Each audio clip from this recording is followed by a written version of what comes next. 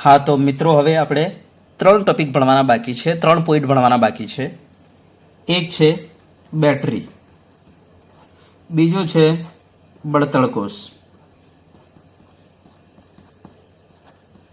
અને ત્રીજો પોઈન્ટ છે આપણો ક્ષારણ ધાતુનું. તો ધાતુનું ક્ષારણ, એમ કરીને આપણે 3 પોઈન્ટ ભણવાના બાકી છે હવે આ ચેપ્ટરમાં. તો એમાં પહેલા આપણે વાત કરીએ, બરાબર, આ 3 ટોપિકને આપણે 1 બાય 1 ભણાવી દઈશું. તો એમાં પહેલા આપણે વાત કરીએ બેટરીની. બરાબર, બેટરી. આ બેટરીનું બીજું નામ શું છે? તો વિદ્યુત રાસાયણિક કોષ છે, જે આપણે ઓલરેડી ભણી ચૂકેલા છીએ. બરાબર, યસ. બેટરીનો મેઇન સિદ્ધાંત શું છે? તો ધ્યાન આપજો, બેટરીમાં એક કેમિકલ રિએક્શન થવાની છે, જેના બદલે આપણને વિદ્યુત મળવાની છે. તો આનો મેઇન સિદ્ધાંત શું છે? તો આ શું કરે છે? રાસાયણિક ઉર્જાને વિદ્યુત ઉર્જામાં રૂપાંતર કરે છે. તો બેટરીમાં હંમેશા રાસાયણિક પ્રક્રિયા થાય છે, જેના બદલે આપણને શું મળે છે? વિદ્યુત મળતી હોય છે. બરાબર. હવે આપણે વાત કરીએ કે બેટરી જે છે એ 2 પ્રકારની હોય છે. ધ્યાનથી જોજો, બેટરી 2 પ્રકારની હોય છે. એક હોય છે પ્રાથમિક બેટરી અને એક હોય છે દ્વિતીયક બેટરી. દ્વિતીયક બેટરી. પ્રાથમિક બેટરી એને કહીશું એવી બેટરી કે જેને આપણે ફરીથી ઉપયોગ કરી શકતા નથી, ફરીથી ઉપયોગમાં લઈ શકતા નથી વપરાયા પછી. તો ધ્યાન આપજો, એવી બેટરી કે જે એકવાર વપરાઈ ગઈ પછી આપણે એને ફરીથી ઉપયોગમાં લઈ શકતા નથી, એવી બેટરીને કહેવાય છે પ્રાથમિક બેટરી. આપણે એવું કહી શકીએ કે એવી બેટરી કે જેને ફરીથી પુનઃજીવિત કરી શકતા નથી, એવી બેટરીને કહેવાય પ્રાથમિક બેટરી. તો પુનઃ જીવિત કરી શકતા નથી એવી બેટરીને આપણે શું કહીશું? પ્રાથમિક બેટરી. ચલો, ક્લિયર? હા. અને દ્વિતીયક બેટરી, સેકન્ડરી બેટરી કોને કહીશું? એવી બેટરી કે જેને ફરીથી આપણે ઉપયોગમાં લઈ શકીએ છીએ વપરાયા પછી. બરાબર, ફરીથી આપણે એને રિચાર્જ કરી શકીએ છીએ વપરાયા પછી. એવી બેટરીને કહેવાય છે દ્વિતીયક બેટરી. એનો મતલબ કે એને પુનઃજીવિત કરી શકાય, પુનઃજીવિત કરી શકાય એવી બેટરીને કહેવાય છે દ્વિતીયક બેટરી, સેકન્ડરી બેટરી. ચલો, ઓકે. હવે ઉદાહરણ કયા છે આપણી પાસે પ્રાથમિક બેટરીના? તો આપણી પાસે એક છે સૂકો કોષ. બરાબર, જે પેન્સિલ પાવર આવે છે ને એને જ કહેવાય છે સૂકો કોષ. બરાબર, ઘડિયાળમાં લગાવવાના જે પેન્સિલ પાવર આવે છે, બરાબર, એનું જ બીજું નામ છે સૂકો કોષ, માટે એને પેન્સિલ કોષે કહેવાય છે. અને લેક્લેન્સે નામના વૈજ્ઞાનિકે સૌપ્રથમ આને શોધ્યો હતો, માટે આને લેક્લેન્સે કોષ પણ કહેવાય છે. યસ. બીજું એક્ઝામ્પલ છે મર્ક્યુરી કોષ. મર્ક્યુરી કોષ આપણે કહીશું કે ઘણી વખતે હાથમાં પહેરવાની જે ઘડિયાળ આવે છે એના અંદર તમે જોયા હશે પેલા બટન સેલ આવે છે, બટન જેવા કોષ આવે છે. બરાબર, તો એ જે બટન જેવા જે પાવર આવે છે ને એ જ છે મર્ક્યુરી કોષ. તો આનું બીજું નામ છે બટન કોષ. બરાબર, કાનમાં પહેરવાના જે ઉપકરણ આવે છે, બરાબર, તો તમને ખબર હશે હિયરિંગ માટેના જે ઉપકરણ આવે છે, સાંભળવા માટેના, બરાબર, એના અંદર પણ આ બટન કોષનો ઉપયોગ કરવામાં આવે છે. ચલો, ઓકે. યસ. દ્વિતીયક બેટરી જે છે આપણી પાસે એના 2 એક્ઝામ્પલ છે. એક છે નિકલ, આપણે કહી શકીએ, એક છે lead storage battery. Lead storage battery. ધ્યાન આપજો કે લેડ સ્ટોરેજ બેટરી, બરાબર, જેને કહેવાય લેડ સંગ્રાહક કોષ. લેડ સંગ્રાહક કોષ. બરાબર, લેડ સંગ્રાહક કોષ. ઓકે. અને બીજું એક્ઝામ્પલ છે નિકલ કેડમિયમ સંગ્રાહક કોષ. નિકલ કેડમિયમ સંગ્રાહક કોષ. બરાબર, આ લેડ સ્ટોરેજ બેટરી જે છે, લેડ સંગ્રાહક કોષ, આપણે કારના અંદર જે બેટરી વપરાય છે ને એ છે આ લેડ સંગ્રાહક કોષ. બરાબર, ચલો. અને એક આવે નિકલ કેડમિયમ સંગ્રાહક કોષ. હા, અને એક આવે છે જે મોબાઈલ અને લેપટોપમાં જે વપરાય છે બેટરી, એનું નામ છે લિથિયમ આયન બેટરી. હા, જે આપણા સિલેબસમાં નથી, માટે આપણે આની વાત કરીશું નહીં. આપણે માત્ર શું ભણવાનું છે? લેડ સ્ટોરેજ બેટરી ભણવાની છે અને બીજું નિકલ કેડમિયમ સંગ્રાહક કોષ ભણવાનું છે. ચલો, ઓકે. હા, હવે હું તમને આના વોલ્ટેજની વાત કરી લઉં કે કઈ બેટરી કેટલો વોલ્ટેજ આપે છે. તો ધ્યાન આપજો, આ જે સૂકો કોષ જે છે ને એ જ્યારે શરૂઆત હોય છે ને ત્યારે 1.5 વોલ્ટ આપે છે અને ધીરે ધીરે આ વોલ્ટેજ ઘટતો જાય છે અને જ્યારે ડિસ્ચાર્જ થાય છે ને કમ્પ્લીટલી ત્યારે 1.25 વોલ્ટ આપે છે. માટે આપણે કહી શકીએ કે લગભગ આ કેટલાથી કેટલો વોલ્ટ આપે છે? 1.25 થી 1.5 વોલ્ટેજ આપે છે આપણને. બરાબર. હા, તમારી એનસીઆરટી માં આવું લખેલું છે કે લગભગ 1.5 વોલ્ટ. તો આપણે એવું કહી શકીએ લગભગ કેટલો આપે છે? 1.5 વોલ્ટ.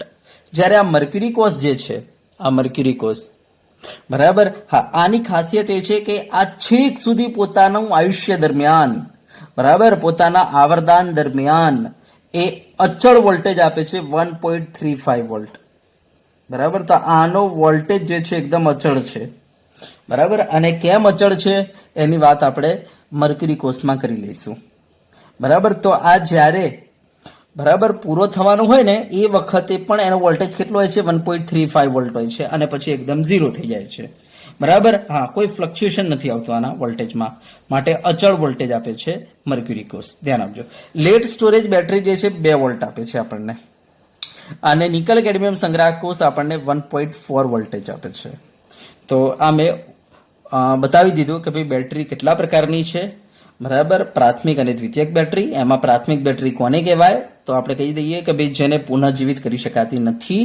ઉદાહરણ આપણી પાસે પેન્સિલ સેલ છે અને બીજું બટન સેલ છે. અને એ રીતના દ્વિતીયક બેટરી કોને કહેવાય? જેને ફરીથી આપણે ઉપયોગમાં લઈ શકીએ, ફરીથી પુનઃજીવિત કરી શકીએ, અને કહેવાય દ્વિતીયક બેટરી. અને એના આપણી પાસે 2 એક્ઝામ્પલો છે આપણા સિલેબસમાં. એક છે લેડ સ્ટોરેજ સેલ અને બીજું છે નિકલ કેડમિયમ સેલ. બરાબર, નિકલ કેડમિયમ સ્ટોરેજ સેલ. તો ચલો, ક્લિયર થઈ ગયું. હા, તો હવે આપણે આજનો જે લેક્ચર છે, લેક્ચર નંબર 15, આજનો જે લેક્ચર છે લેક્ચર નંબર 15, એમાં આપણે પ્રાથમિક બેટરીની વાત કરવાની છે. બરાબર. અને પછી નેક્સ્ટ લેક્ચરમાં આપણે તમને દ્વિતીયક બેટરી શીખવાડી દઈશું અને પછી બળતણ કોષ અને ક્ષારણ. ચલો, ક્લિયર થઈ ગયું. તો આ રીતના આપણે ટોપિકો પૂરા કરી દઈશું. તો આજે આપણે પ્રાથમિક બેટરીની વાત કરીએ. તો ચલો, પ્રાથમિક બેટરી પહેલા તો કોને કહેવાય? તો આપણે કહીશું એવી બેટરી કે જેને ફરીથી આપણે જીવિત કરી શકતા નથી, ફરીથી આપણે એને ઉપયોગમાં લઈ શકતા નથી, એવી બેટરીને કહીશું પ્રાથમિક બેટરી. આપણી પાસે 2 એક્ઝામ્પલ છે.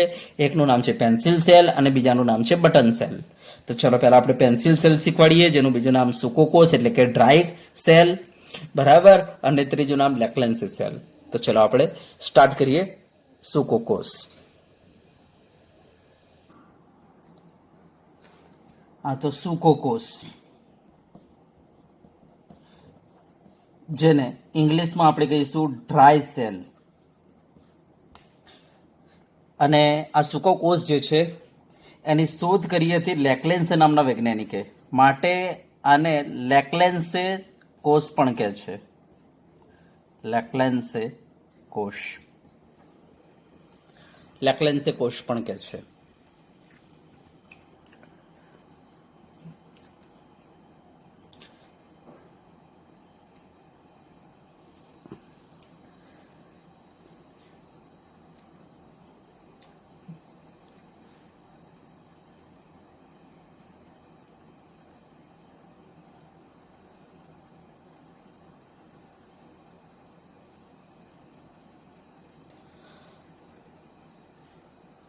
હવે જુઓ, કોઈ પણ આપણે કોષ ભણીએ ને તો એ કોષ વિશે આપણને એ ખબર હોવી જોઈએ કે એમાં એનોડ આપણે કયો વાપરીશું, કેથોડ કયો વાપરીશું, અને એના અંદર વિદ્યુત વિભાજ્ય આપણે શું લઈશું. બસ આપણને આટલી માહિતી ખબર હોવી જોઈએ.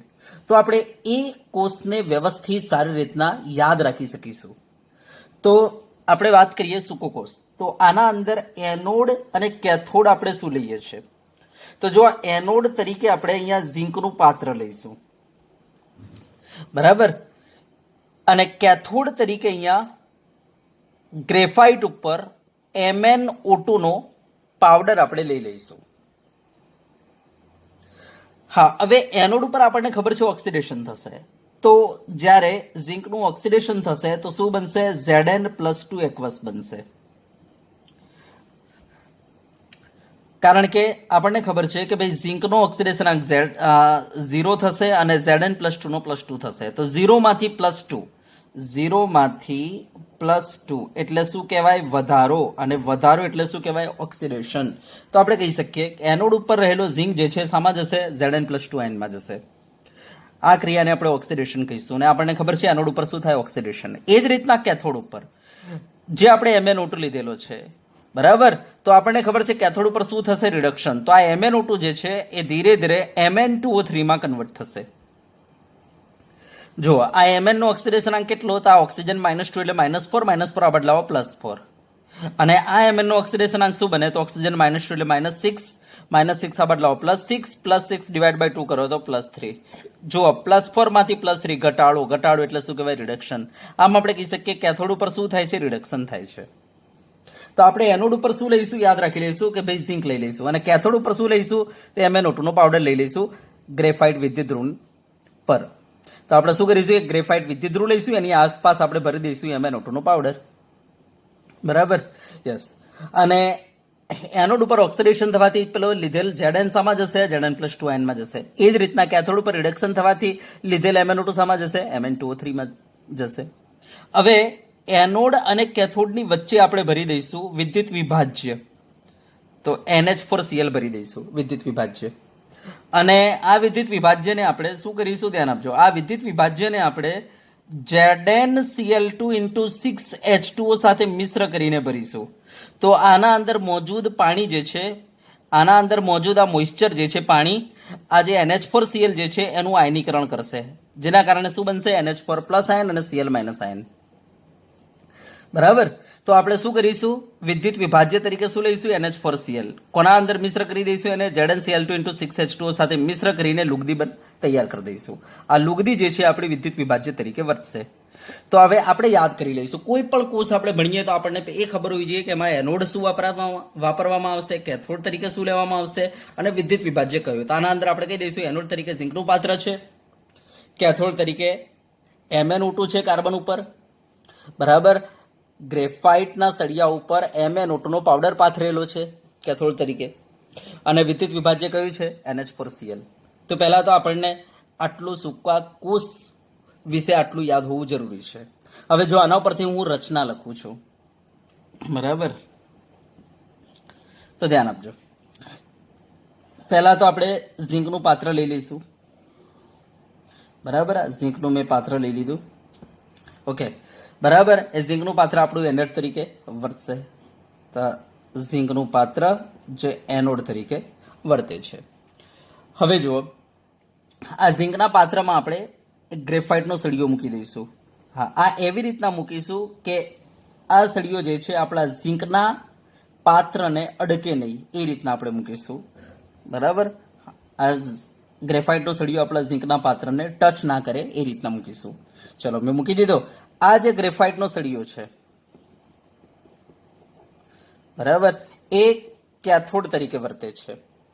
હવે આ ગ્રેફાઇટના સળિયાની આસપાસ અહીંયા આપણે MnO2 નો પાવડર ભરી દઈશું કાર્બન પાવડર સાથે મિશ્ર કરીને. તો અહીંયા આપણે MnO2 અને કાર્બનની ભૂકી ભરી દઈશું, એનો પાવડર ભરી દઈશું. બરાબર, ગ્રેફાઇટના સળિયાની આસપાસ, જે કેથોડ તરીકે વર્તશે. બરાબર, જે કેથોડ તરીકે વર્તે છે.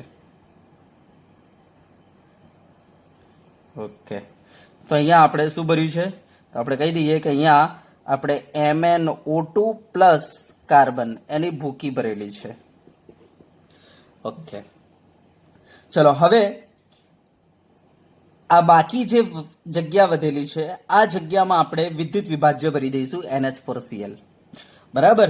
હા, વિદ્યુત વિભાજ્ય ભરતા પહેલા આપણે શું કરીશું? આ જે આપણું એનોડ છે ઝિંક, બરાબર, હા, એ આપણા વિદ્યુત વિભાજ્ય સાથે ડાયરેક્ટ કોન્ટેક્ટમાં ન રહે એટલા માટે આપણે અહીંયા બરાબર બારીક પાતળું કાગળનું આપણે અસ્તર અંદર મૂકી દઈશું. કાગળનું એક અસ્તર મૂકી દઈશું, જેના કારણે તમારું જે વિદ્યુત વિભાજ્ય જે છે ને એ એનોડથી ડાયરેક્ટ કોન્ટેક્ટમાં ના રહે એટલા માટે. ડાયરેક્ટ કોન્ટેક્ટમાં ના રહે એટલા માટે. યસ, તો આ કાગળનું અસ્તર.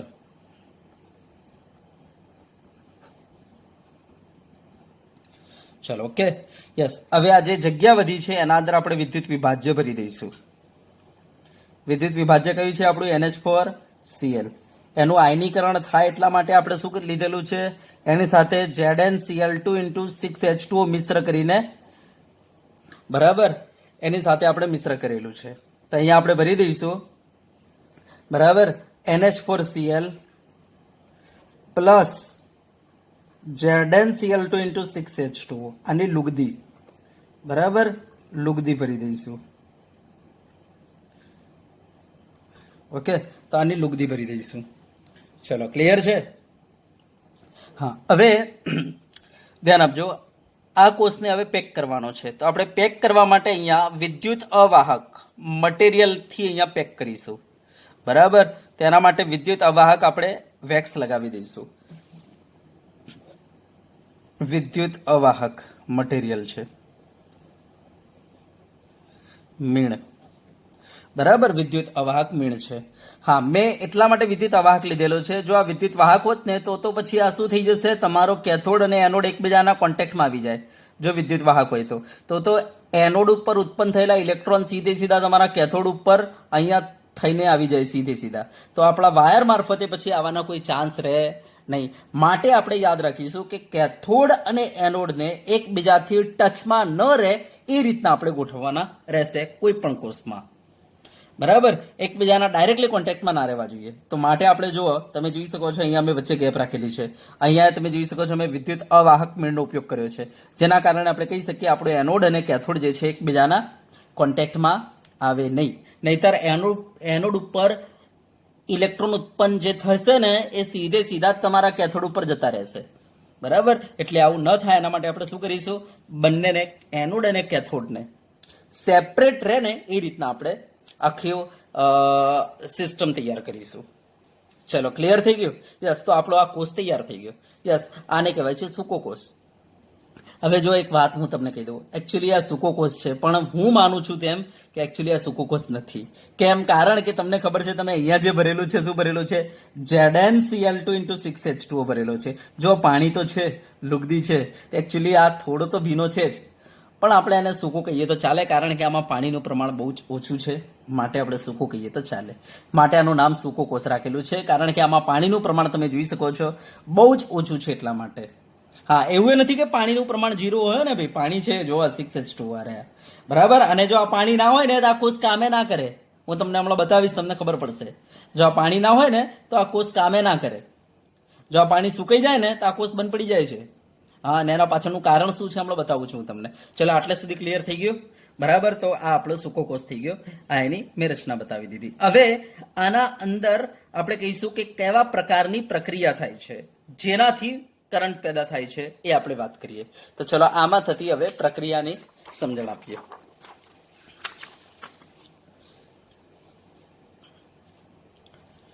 તો જો પહેલા તો આપણને ખબર છે કે એનોડ ઉપર કઈ પ્રક્રિયા થશે, તો આપણે કહીશું ઓક્સિડેશન થશે, બરાબર. હવે એનોડ ક્યાં છે, તારો એનોડ ઝીંકનું પાત્ર. તો આપણે જે ઝીંકનું પાત્ર લીધેલું છે એનોડ છે. હવે ઓક્સિડેશન થશે. ઓક્સિડેશન થશે એટલે શું થશે, Zn માંથી શું બની જશે, Zn+2 2 ઇલેક્ટ્રોન બની જશે. એટલે એનોડ ઉપર શું ઉત્પન્ન થયા, 2 ઇલેક્ટ્રોન ઉત્પન્ન થયા, બરાબર.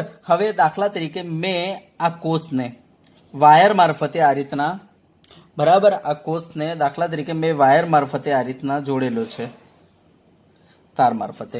તો શું થશે, આ એનોડ ઉપર ઉત્પન્ન થયેલા ઇલેક્ટ્રોન વાયર મારફતે ક્યાં જતા રહેશે, કેથોડ ઉપર પહોંચી જશે.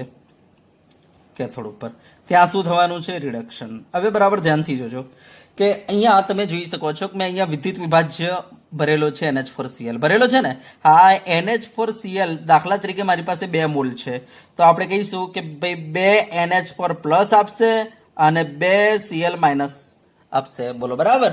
હા, તો ઉત્પન્ન થયેલા 2 NH4 પ્લસ આયન શું થશે, તો કેથોડ ઉપર 2 NH4 પ્લસ આયન આવેલા પેલા 2 ઇલેક્ટ્રોન લઈ લેશે, બરાબર. આ જે NH4 પ્લસ આયન આપણે ભરેલો છે ને, બરાબર, આ ગ્રેફાઇટ નો સળિયો, એની આજુબાજુ આપણે શું નાખેલું છે, MnO2 પ્લસ કાર્બનની ભૂકી, અને એની બાજુમાં શું નાખેલું છે, NH4Cl. તો એમાં જે મોજૂદ NH4 પ્લસ આયન જે છે ને એ શું કરે છે, કેથોડ ઉપર જે ઇલેક્ટ્રોન આવે છે એની સાથે પ્રક્રિયા કરી દે છે અને બનાવી દે છે એમોનિયા ગેસ. ધ્યાન આપજો કે એમોનિયા ગેસ બનાવી દે છે. NH4 પ્લસ એકવસ માંથી શું બની ગયું, એમોનિયા ગેસ પ્લસ H2 વાયુ ઉત્પન્ન થાય છે. યસ, અને એમોનિયા ગેસ બને છે 2 મોલ. ચલો, હવે ઉત્પન્ન થયેલો આ H2 વાયુ, ઉત્પન્ન થયેલો આ H2 વાયુ એ શું કરશે, તો આ જે MnO2 ભરેલો છે આપણે, બરાબર, ગ્રેફાઇટના સળિયાની બાજુમાં જે MnO2 ભરેલો છે, બરાબર, એની સાથે પ્રક્રિયા કરે છે અને બનાવી દે છે Mn2O3. શું બનાવી દે છે? Mn2O3 plus H2O. બરાબર, યસ, આ રીતના. તો હવે ધ્યાન આપજો, અહીંયા Mn કેટલા છે આપણી પાસે? 2 છે, તો હું અહીંયા 2 મૂકી દઉં. તો ઓક્સિજન કેટલા થઈ ગયા? 4 થઈ ગયા. એમાં 3 1, આ 3 અને આ 1, 4 ઓક્સિજન. જો તો કંઈક આ રીતના પ્રક્રિયા થાય છે. તો આમ આપણે કહી શકીએ કે કેથોડ ઉપર ઓવરઓલ જે રિડક્શન પ્રક્રિયા થાય છે કેવી થાય છે? તો આપણે કહી શકીએ કે જો આ H2 કેન્સલ, બરાબર, તો અહીંયા પ્રક્રિયા થશે 2 times NH4 plus 2 times MnO2 plus 2 electron gives, બરાબર, 2 times NH3 plus Mn2O3 plus H2O. તો કંઈક આવી પ્રક્રિયા અહીંયા થશે કેથોડ ઉપર, બરાબર, રિડક્શન પ્રક્રિયા. તો તમે જોઈ શકો છો એનોડ ઉપર ઓક્સિડેશન થઈને ઇલેક્ટ્રોન પેદા થયા, કેથોડ ઉપર તમે જોઈ શકો છો ઇલેક્ટ્રોન વપરાયા રિડક્શન પ્રક્રિયામાં, હે ને? તો આપણે જોઈ શકીએ છીએ એનોડ ઉપર ઇલેક્ટ્રોન ઉત્પન્ન થઈ રહેલા છે અને કેથોડ ઉપર ઇલેક્ટ્રોન વપરાઈ રહેલા છે. અહીંયા ઉત્પન્ન થઈ રહેલા છે, અહીંયા વપરાઈ રહેલા છે, અહીંયા ઉત્પન્ન થઈ રહેલા છે, અહીંયા વપરાઈ રહેલા છે. તો તમને ખબર પડી હશે કે જો આપણે વાયર દ્વારા, બરાબર, આ એનોડ અને કેથોડને જોડી દઈએ તો શું થશે? અહીંયાથી તમને ઇલેક્ટ્રોનનો પ્રવાહ જોવા મળશે, બરાબર, યસ. આ ઇલેક્ટ્રોનનો પ્રવાહ આપણો આ રહ્યો, જેને આપણે શું કહીશું? કરંટ કહીશું. હા, કરંટની દિશા આનાથી વિરુદ્ધ હોય છે, બરાબર. ચલો, ઓકે. તો આમ આપણે કહી શકીએ કે આના અંદર, બરાબર, રાસાયણિક પ્રક્રિયાના ખર્ચે, રાસાયણિક ઉર્જાના ખર્ચે રાસાયણિક પ્રક્રિયા થવાથી આપણને શું મળી? વિદ્યુત મળી. ચલો, ક્લિયર છે આટલે સુધી? યસ. હવે આ કોષમાં થતી કુલ પ્રક્રિયા કેવી રીતના લખીશું?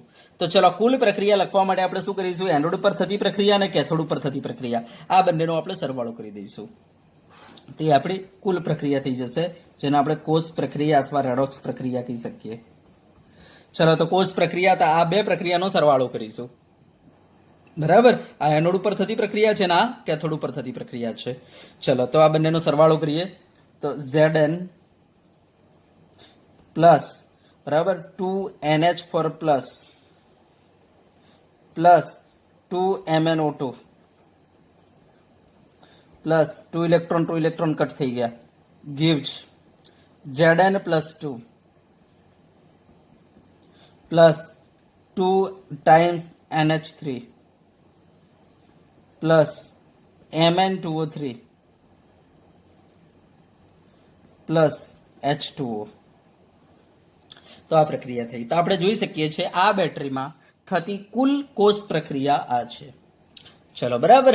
તો એનોડ અને કેથોડ ઉપર થતી પ્રક્રિયાઓ તમને યાદ હોવી જોઈએ અને કુલ કોષ પ્રક્રિયા લખવી હોય તો આ બંને પ્રક્રિયાનો સરવાળો કરવો જોઈએ. ચલો, ઓકે. હવે તમે જોઈ શકો છો અહીંયા શું થશે? ધ્યાન આપજો કે અહીંયા જે Zn+2, ધ્યાન આપજો કે જેમ જેમ પ્રક્રિયા, આપણે કહી શકીએ કે આના અંદર તમે જોઈ શકો છો પ્રક્રિયા દોરાન શું થાય છે? તો ઝિંક અને MnO2 વપરાઈ રહેલા છે. તમે જોઈ શકો છો ઝિંક અને MnO2 વપરાઈ રહેલા છે, હે ને? હા, તો આપણે કહી શકીએ કે આના અંદર આ ઝિંકનું પાત્ર અને આના અંદર મોજૂદ MnO2 વપરાઈ રહેલો છે. આમાંથી કોઈ એક પણ પૂરું થઈ જશે તો આપણો કોષ જે છે કામ કરતો બંધ થઈ જશે. આ દિમાગમાં ફિટ રાખો. હા, પણ આ જે ઝિંકનું પાત્ર જે છે એ આપણે કહી શકીએ પૂર્ણ થવામાં બહુ જ વધારે વાર લાગે છે. ઝિંકનું પાત્ર જે છે પૂર્ણ થવાના ચાન્સ બહુ ઓછા હોય છે. માટે આપણે કહી શકીએ કે MnO2 જેવો પૂર્ણ થશે એવો આપણો કોષ શું થઈ જશે? ડિસ્ચાર્જ, કોષ કામ કરતો બંધ થઈ જશે, બરાબર. હા, પણ ધ્યાન આપજો, MnO2 અને આપણે કહી શકીએ ઝિંક અને MnO2 આ બંનેમાંથી કોઈ એક પણ વપરાઈ જશે, બરાબર, તો આપણો કોષ જે છે કામ કરતો બંધ થઈ જશે. આ દિમાગમાં ફિટ રાખો. અને તમે જોઈ શકો છો જે નિપજ બને છે, કઈ બને છે? Zn+2 બની રહેલી છે, અમોનિયા બની રહેલી છે, બરાબર. હા, તો આ Zn+2 અને અમોનિયા, આ Zn+2 બનેલ, Zn+2 અને એમોનિયા, બરાબર. હવે ધ્યાન આપજો, એમોનિયા કેટલા છે? 2 મોલ છે. Okay, yes. અને સાથે આ 2 મોલ Cl-, યસ. આ બધા વચ્ચે પ્રક્રિયા થઈને આના અંદર એક સંકીર્ણ તૈયાર થાય છે અને એ સંકીર્ણ કંઈક આવો છે, ZnNH3 2 ટાઈમ્સ Cl ટુ આ સંકીર્ણ બરાબર બને છે. હવે આ સંકીર્ણ બનવાથી શું થાય છે, અમોનિયા ગેસ જે છે એ કન્વર્ટ થઈ જાય છે ઘનમાં. બરાબર, યસ. તો અહીંયા જે ગેસ ઉત્પન્ન થયેલો હતો હવે એ ગેસ રહેતો નથી, એ શામાં કન્વર્ટ થઈ ગયો, સંકીર્ણમાં. બરાબર, જેના કારણે શું થતું બોલો, આ સંકીર્ણ ન બની હોત ને તો અહીંયા ઉત્પન્ન થતો અમોનિયા ગેસ શું કરતો ખબર છે, આ ક્લોઝ કન્ટેનર જે છે ને, આ પાત્ર જે બંધ છે એ પાત્રને ફોડી નાખતો, જેના કારણે બ્લાસ્ટ થતો. પરંતુ ધ્યાન આપજો, અમોનિયા ગેસ જે ઉત્પન્ન થયેલો છે એ ગેસ Zn+2 અને Cl- સાથે પ્રક્રિયા કરીને આ સંકીર્ણમાં કન્વર્ટ થઈ જાય છે. બરાબર, માટે બ્લાસ્ટ થવાના ચાન્સ બહુ ઓછા થઈ જાય છે. બરાબર, યસ. હા, અને તમારી બુકમાં આ સંકીર્ણની જગ્યાએ આ સંકીર્ણ લખેલું છે, તો તમે બંનેમાંથી કોઈ પણ સંકીર્ણ લખી શકો છો. ZnNH3 4 times -2 આ સંકીર્ણ લખેલો છે. બરાબર, તમારી એનસીઆરટી બુકમાં. Okay, yes. અને સીબીએસઈ બુકના અંદર આ લખેલો છે સંકીર્ણ. તો તમે બંનેમાંથી ગમે તે સંકીર્ણ લખી શકો છો. Okay, yes. આ બંનેમાંથી ગમે તે સંકીર્ણ તમે લખી શકો છો. તો ચલો, ક્લિયર છે આટલા સુધી? હા, હવે એક બીજી વાત હું તમને કહી દઉં કે તો આ કોષ જે છે એને આપણે ફરીથી પુનર્જીવિત કરી શકતા નથી.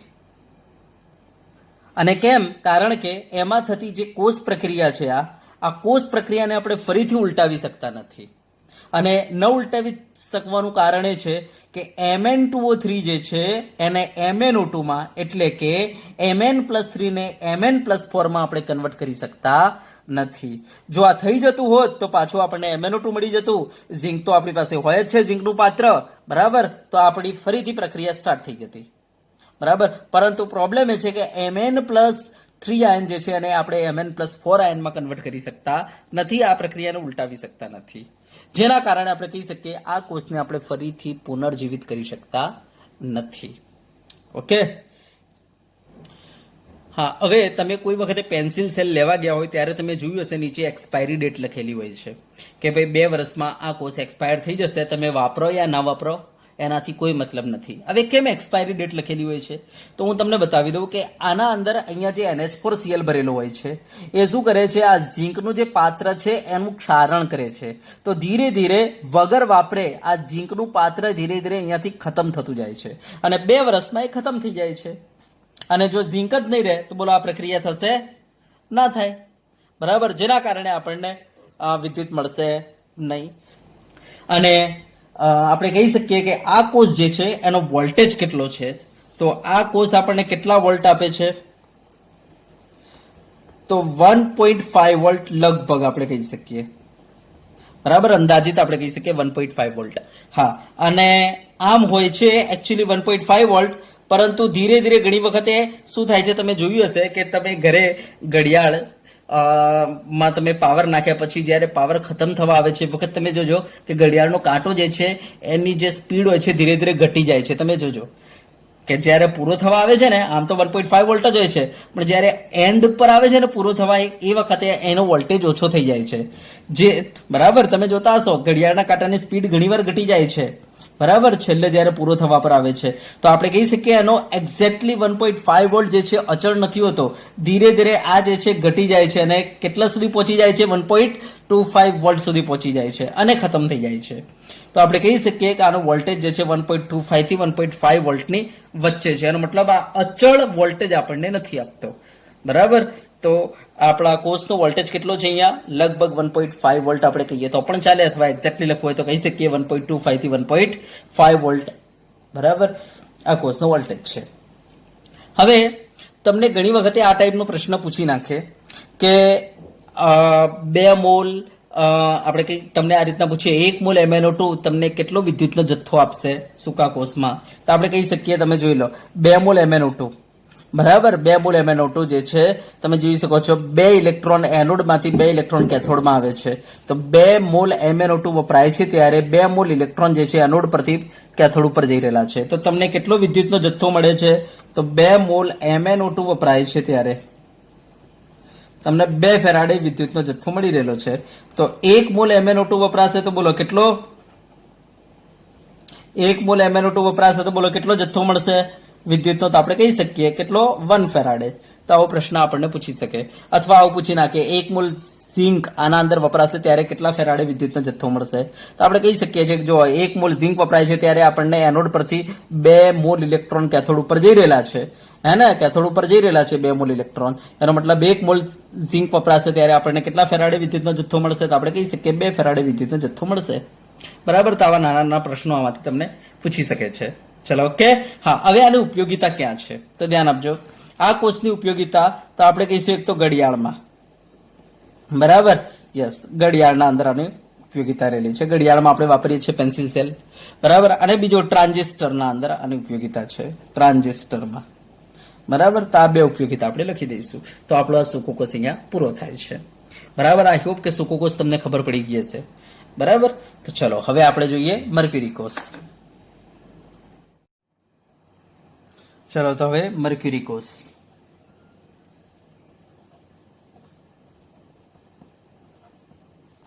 જેને આપણે કહીશું બટન સેલ, બટન કોષ. અને તમે જોયા હશે આપણે કાળા ઘડિયાળના અંદર પેલો વાપરવામાં આવે છે ને બટન જેવો સેલ, એ છે આપણો મર્ક્યુરી કોષ. ચલો તો પહેલા તો કોઈ પણ કોષ આપણે ચાલુ કરીએ એના પહેલા આપણે શું યાદ રાખી લઈશું કે એમાં એનોડ શું છે અને કેથોડ શું છે. તો અહીંયા એનોડ તરીકે આપણે ઝીંકનું એમાલ્ગમ વાપરીશું. અને તમને ખબર છે એનોડમાં શું થાય, ઓક્સિડેશન થાય. તો અહીંયા ઝીંક એમાલ્ગમનું ઓક્સિડેશન થઈને ZNO બને છે. ચેક કરી લો, જો આનો ઓક્સિડેશનાંક 0 હશે, આનો ઓક્સિડેશનાંક +2, જો ઓક્સિડેશનાંકમાં વધારો. ચલો એ જ રીતના અહીંયા કેથોડમાં આપણે HGO જે છે વાપરીશું, બરાબર. તો ગ્રેફાઇટના વિદ્યુત ધ્રુવ પર આપણે HGO, ગ્રેફાઇટ વિદ્યુત ધ્રુવ પર HGO લગાવી દઈશું. અને ધીરે ધીરે તમને ખબર છે કેથોડ ઉપર રિડક્શન થાય, આ HGO જે છે એ Hg માં કન્વર્ટ થાય છે, બરાબર. જો આ HGO માં Hg નો ઓક્સિડેશનાંક શું બને, +2 બને, અને આ Hg નો 0, જો ઘટાડો, તો રિડક્શન કહેવાય. હવે આપણે આ એનોડ અને કેથોડની વચ્ચે વિદ્યુત વિભાજ્ય મૂકી દઈશું. અને વિદ્યુત વિભાજ્યમાં આપણે OH- નું, બરાબર, ZNO સાથેનું મિશ્રણ ભરી દઈશું. OH- નું ZNO સાથે મિશ્રણ ભરી દઈશું. હવે જો હું તમને આ રચના બતાવી દઉં, પહેલા તો આટલી વસ્તુ યાદ કરી જ લેવાની, બરાબર. આ એક્ઝામમાં લખવાની જરૂર નથી, બરાબર. બસ ખાલી આ યાદ રાખવા માટે છે, આપણને બધું યાદ રહી જશે આના ઉપરથી. તો જુઓ, હું રચના તમને બતાવી દઉં. તો આમાં આપણે પહેલા તો એક પાત્ર લઈ લઈશું બટન જેવું, બરાબર. જે સાનું બનેલું હશે તો આપણે કહી દઈએ કે ભાઈ ઝીંક એમાલ્ગમનું બનેલું હશે, ZnHg નું બનેલું હશે, જે આપણા કયા તરીકે વર્તશે, એનોડ તરીકે વર્તશે. આના અંદર આપણે એક ગ્રેફાઇટનો સળિયો મૂકી દઈશું, બરાબર. આ ગ્રેફાઇટનો સળિયો છે, જે કયા તરીકે વર્તશે, કેથોડ તરીકે. હા, અને એની આજુબાજુ આપણે શું ભરી દઈશું, જોઈ લો, શું ભરી દઈશું, HGO ભરી દઈશું, બરાબર. તો મેં અહીંયા HGO ભરી દીધું છે, ઓકે.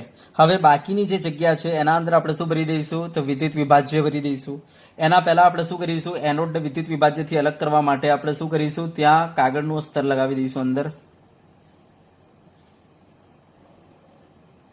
બરાબર. તો આ છે આપણું કાગળનું સ્તર.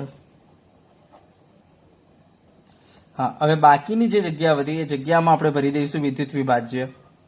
કયું છે, OH- અને ZNO નું મિશ્રણ. તો અહીંયા ZNO પ્લસ OH- કે OH લઈ લો તો એ ચાલે, OH- માં, બરાબર, આપણું વિદ્યુત વિભાજ્ય. યસ. હવે કેથોડ અને એનોડ એકબીજાના ટચમાં રહેવા જોઈએ નહીં, એટલા માટે આપણે અહીંયા વિદ્યુત અવાહક મીણ લગાવી દઈશું, બરાબર. તો વિદ્યુત અવાહક મીણ,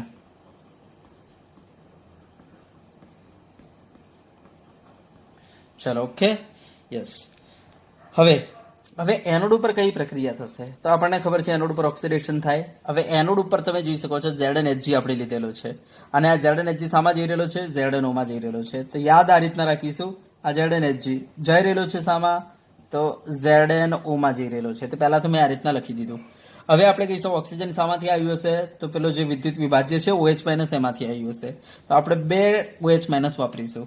2 OH- માંથી એક ઓક્સિજન અહીંયા આવી ગયો. હવે એક ઓક્સિજન બાકી બધી ઓક્સિજનને આપણે H2O સ્વરૂપે બહાર કાઢી લઈશું, બરાબર. અને -2 એટલે 2 ઇલેક્ટ્રોન બહાર કાઢી લઈશું, બરાબર. 2 ઇલેક્ટ્રોન આ રીતના બહાર કાઢી લઈશું. ચલો તો આ એનોડ ઉપર થતી પ્રક્રિયા બતાવી દીધી. કેથોડ ઉપર કઈ થશે તો રિડક્શન થશે.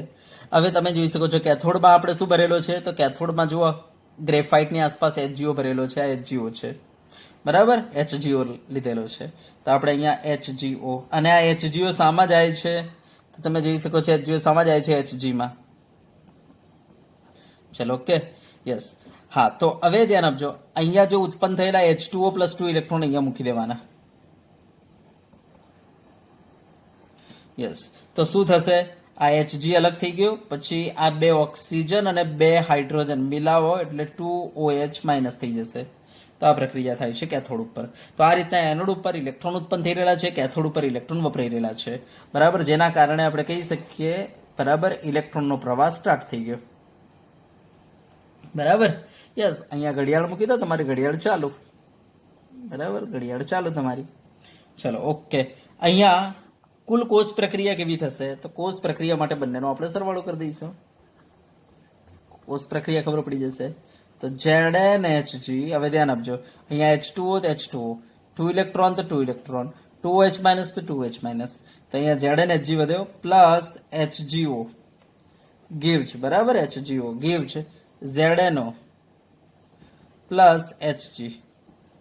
યસ તો આ કોષ પ્રક્રિયા આપણે જોઈએ છે તો જુઓ તમે જોઈ શકો છો આ કોષ પ્રક્રિયામાં મને બતાવજો એક પણ આયન છે તો જો એક પણ આયન નથી આના અંદર.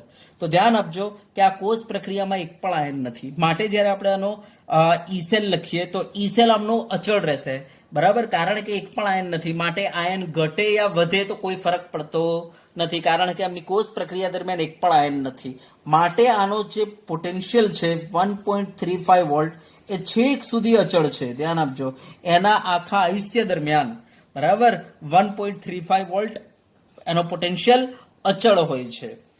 એના આવરદાન દરમિયાન 1.35 વોલ્ટ પોટેન્શિયલ અચળ રહે છે, કારણ કે એની કોષ પ્રક્રિયામાં એક પણ આયન નથી એટલા માટે બરાબર. અને આનો ઉપયોગ આપણે ક્યાં કરીશું તો જો એક તો કાંડા ઘડિયાળમાં આનો ઉપયોગ કરવામાં આવે છે. બીજો ઉપયોગ તો સાંભળવાના જે ઉપકરણો હોય છે બરાબર, સાંભળવાના ઉપકરણોના અંદર જે બેરા હોય છે ને એ બેરા લોકો જે કાનમાં ઉપકરણ ભરાવે છે ને એ ઉપકરણના અંદર આ પાવરનો ઉપયોગ કરવામાં આવે છે, આ કોષનો ઉપયોગ કરવામાં આવે છે. તો આપણે કહી શકીએ હિયરિંગ ડિવાઇસીસ યા તો સાંભળવાના ઉપકરણોમાં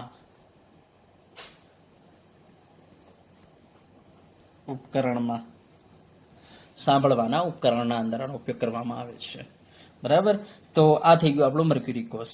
ચલો ક્લિયર હા. અને મર્ક્યુરી કોષને આપણે ફરીથી પુનર્જીવિત કરી શકતા નથી, માટે આપણે આને શું કહીશું પ્રાથમિક કોષ બરાબર. અને આ કોષ જે છે વપરાયા પછી આપણે આ કોષને ગમે ત્યાં ફેંકીશું નહીં, કારણ કે આના અંદર મર્ક્યુરી છે અને મર્ક્યુરી જે છે નુકસાન કરતા છે, આપણા પર્યાવરણને પ્રદૂષિત કરશે. માટે શું કરે છે કે આ કોષમાં જેવું વપરાઈ જાય પછી એમાંથી મર્ક્યુરીને આ લોકો અલગ કરે છે બરાબર, અને પછી એને રિસાયકલ કરાવે છે. તો આ કોષ વપરાયા પછી આપણે એને ગમે ત્યાં ફેંકીશું નહીં, નહીતર પર્યાવરણ દૂષિત થાય છે બરાબર. પણ આ કોષની એક ખાસિયત છે, ધ્યાન આપજો આનો વોલ્ટેજ છેક સુધી અચળ રહે છે 1.35 વોલ્ટ. તમે જોતા હશો, તમને ખબર હશે, તમે જે ઘડિયાળ પહેરો છો એના અંદર પાવર પૂરો થવાનો હોય ને તો પણ એનો જે કાંટો હોય છે એની સ્પીડ જેટલી હોય છે એટલી જ હોય છે બરાબર, થોડી ફ્લક્ચ્યુએશન નથી આવતી એની સ્પીડમાં. જ્યારે જે તમે દિવાલ ઉપર ઘડિયાળ લગાવો છો એના અંદર જે પેન્સિલ સેલ લગાવો છો એમાં તમે જોજો કે જ્યારે તમારો પેન્સિલ સેલ ખતમ થવાનો હોય છે ને ત્યારે એની સ્પીડ, એ જે કાંટાની સ્પીડ હોય છે થોડી ઓછી થઈ જાય છે, ફ્લક્ચ્યુએશન થાય છે એની સ્પીડમાં. તો કારણ કે ત્યાં વોલ્ટેજ બદલાય છે બરાબર. અહીંયા આખા એના આયુષ્ય દરમિયાન વોલ્ટેજ કેવો રહે છે, અચળ રહે છે 1.35 વોલ્ટ બરાબર. તો આ રીતના આપણે પ્રાથમિક કોષ પૂરા કર્યા. હવે આપણે નેક્સ્ટ લેક્ચરમાં તમને સેકન્ડરી કોષ બતાવીશું. તો અહીંયા સુધી આપણે રાખીશું.